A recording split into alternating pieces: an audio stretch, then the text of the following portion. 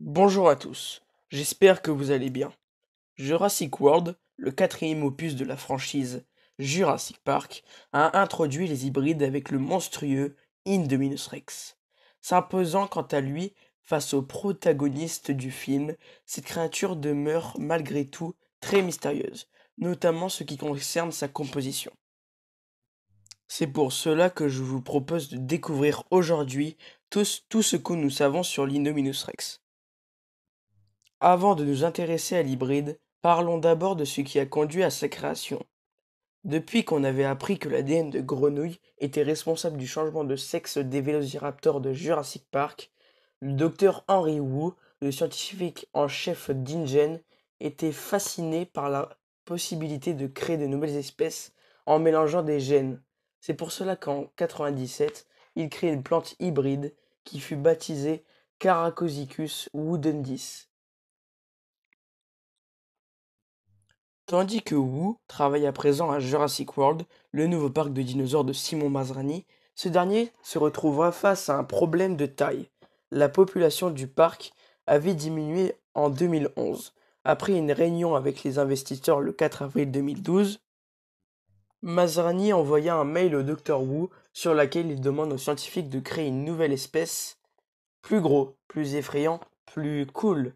Mais encore, Henry Wu avait carte blanche. Ainsi, il créa le redoutable Indominus Rex. Après l'annonce de cette nouvelle attraction par Simon Masrani, les ventes de billets augmentent.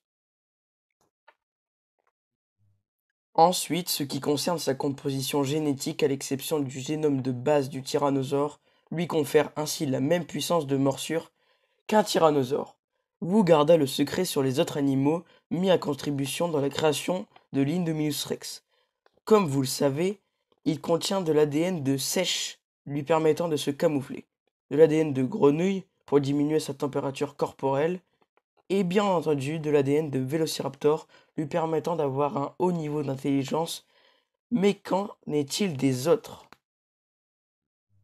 Eh bien, les voici. De l'ADN de Deinosuchus, un crocodile géant lui a donné des crocs similaires à celui-ci, de l'ADN de Crotal pour ouvrir sa mâchoire autant qu'elle le souhaite, des griffes gigantesques provenant du Therizinosaure, une taille dépassant un T-Rex provenant du Giganotosaure. Pour finir, l'Indominus Rex comprend de l'ADN de plusieurs abélisauridés. Dans son génome, le Carnotaure, le Rucops, le Viavianator, le Quilmésaure, le Majuncosaure et le Piechnomémosaure.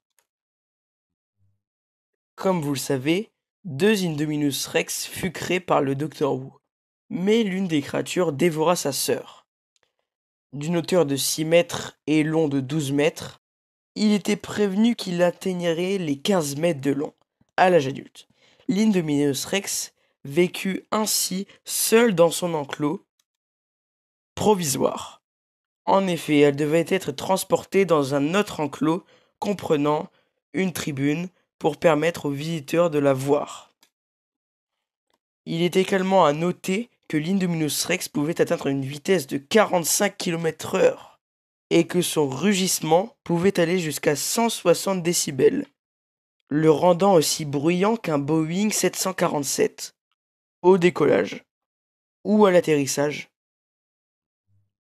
De votre côté, n'oubliez pas de me donner votre avis sur l'Indominus Rex.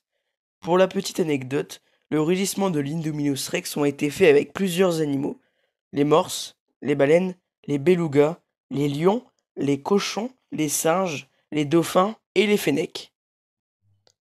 Voilà, ce sera tout pour cet épisode. J'espère que ça vous a plu. Allez, ciao!